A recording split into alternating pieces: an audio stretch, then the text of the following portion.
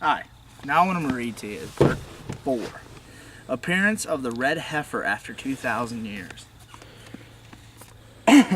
Numbers chapter 19, verse 2 through 7. This is the statute of the law which the Lord has commanded, saying, Speak to the sons of Israel, that they bring you an unblemished red heifer, in which is no defect, and on which a yoke has never been placed. You shall give it to Eleazar the priest, and it shall be brought outside the camp and be slaughtered to his presence. Next, Eleazar the priest shall take some of its blood with his finger and sprinkle some of the blood toward the front of the tent of meeting 7 times. Oh, there's that number 7 again. Then the heifer shall be burned in his sight, its hide and its flesh and its blood, which is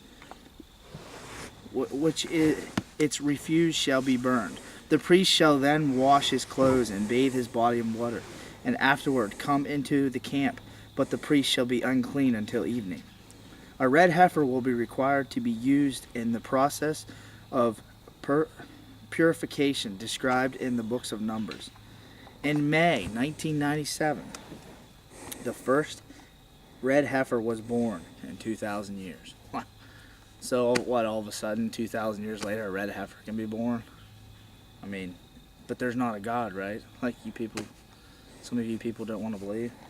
Another red heifer was born in Israel in March 2002. Wow. Next one. Increase in knowledge and travel. Daniel chapter 12, verse 4. But as for you, Daniel, conceal these words and seal up the book until the end of time. Many will go back and forth, and knowledge will increase. Billy Graham was quoting as saying, 90% of all the engineers and scientists who have ever lived and are alive today, air travel, space travel, DNA research, and human cloning are all examples of the rapid increase in knowledge in our generation. It keeps getting more and more and more intense. Next, the return of the Ethiopian Jews to Israel. From beyond the rivers of Ethiopia, my worshippers, my despaired ones, will bring my offerings. In that day you will feel no shame, because all your deaths by which you have rebelled against me. For then I will remove from your midst your proud, exalting ones, and you will never again be haughty on my holy mountain. In 1984, Operation Moses saw the airlift of 15,000 Jews who had already fled to refuge camps in Sudan to escape starvation. In 1991, Operation Solemn flew 2,000 Jews to Israel from Ethiopia itself.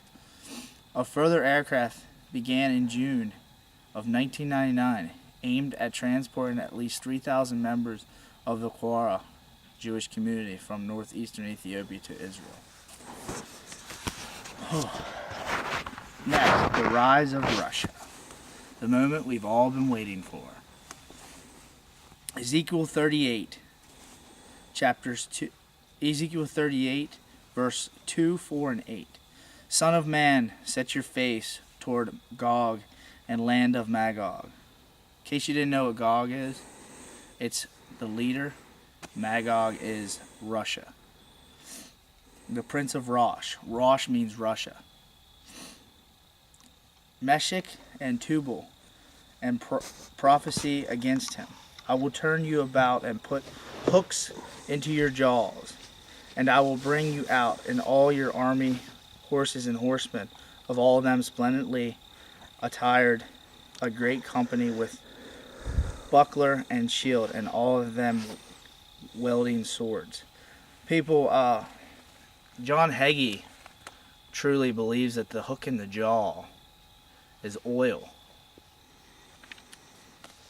You might be right. After many days you will be summoned. In the latter years you will come to the land that is restored from the sword, whose inhabitants have been gathered from many nations to the mountains of Israel, which had been a continental waste, but its people But its people were brought out from the nations, and they are living securely, all of them.